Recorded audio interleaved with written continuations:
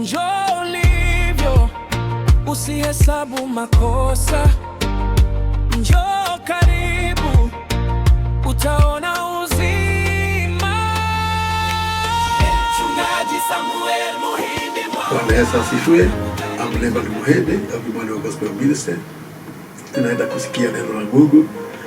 Litakujenga, litakuinua, litakupatia nguvu katika jina la Yesu.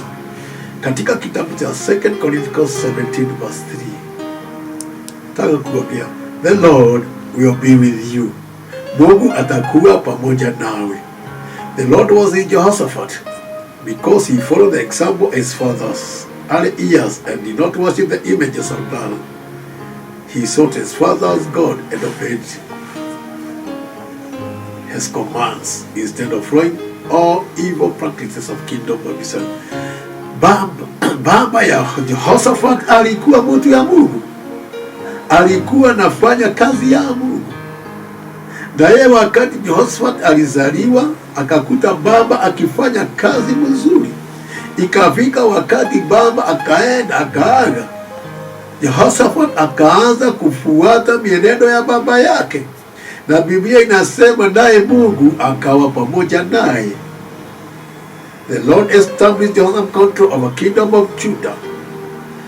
Ufalme wake ukawa na misingi, ukawa na nguvu kwa sababu alifuata misingi na mienendo ya baba yake Jehoshaphat. Uwe na misingi mizuri, onyesha watoto wako mambo ya Mungu, ndio wakati utaondoka watakuwa watasimama, and their kingdom will going to be established in the mighty name of the Lord.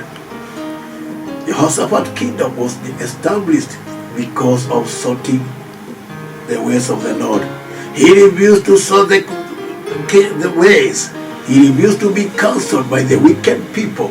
Akakataa kuenda kutoa ushuhuda ama wisdom kwa watu ambaye sio wa Mungu. He sought the advice from the people of God. There are so many people wanaangamia, maana wanaenda kutafuta mashauri kwa watu ambaye hawana mashauri ya Mungu. And therefore, kingdom yao inaanguka, ufalme wao unaanguka. The Bible says, the Lord established Jehoshaphat. The Lord established Jehoshaphat. He controlled the kingdom of Judah. I'm telling you, your children will be established by our Lord Jesus Christ. Plus their works will be blessed and will continue doing the work of the Lord. Nakumbuka waliokuwa mbele yetu wakafanya kazi ya Mungu, wakajenga makanisa. Tulikuwa tunawaita watu ya fufuka, wakafufuka na Yesu. Ikafika wakati wakaondoka, wakaaga. Watoto wao siku ya leo ndio wanaongoza makanisa. Kwa nini? Kwa sababu walionyeshwa na baba zao na mama zao kufuata ufalme wa Mungu. Na wakati wanafanya kazi ya Mungu huko makanisani, wanainuliwa, wanaenda mbali in the mighty name of the Lord, na Mungu anabariki kazi ya mikono yao in the mighty name of the Lord. Ukienda pahali nimezaliwa, nilienda huko juzi nikakuta wengine soso yao na kukawa walikuwa watu wa kanisa. Kama soso ya Paul alikuwa anaitwa Lois. Lois alikuwa anapenda Mungu sana. Naye kijana akafuata mambo ya Mungu.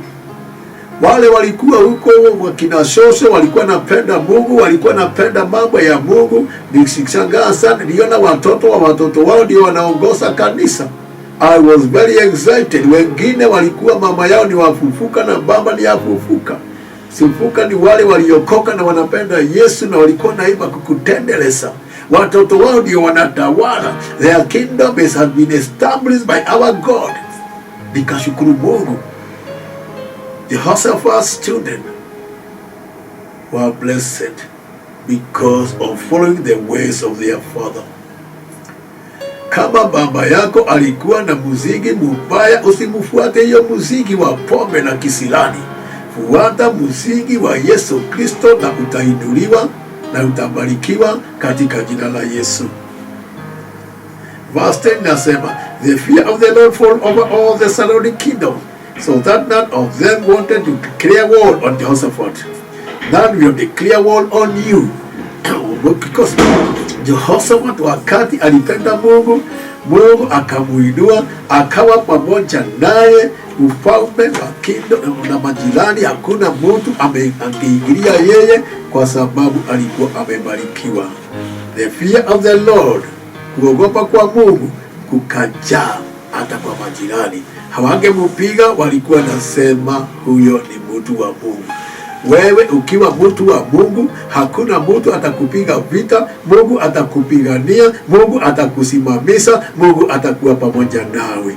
Na nitakuombea kwa hata kuanzia dakika hii uwe established, uwe unapendwa. The favor of God will gonna be upon you, and every nation, even your neighbors, we are going to love you and fear you because of the power that is operating upon your life in the name of the Lord.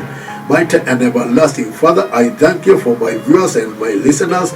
I cover them with the blood of the Lord. I pray the fear of God, you are going to be upon them, and you are going to establish them, my Father. And I pray that you have favor, power, and anointing, you are going to be upon them in the name of the Lord. We thank you and we worship you, my Father. In Jesus' name we pray, believe, amen and amen. Thank you, may God bless you.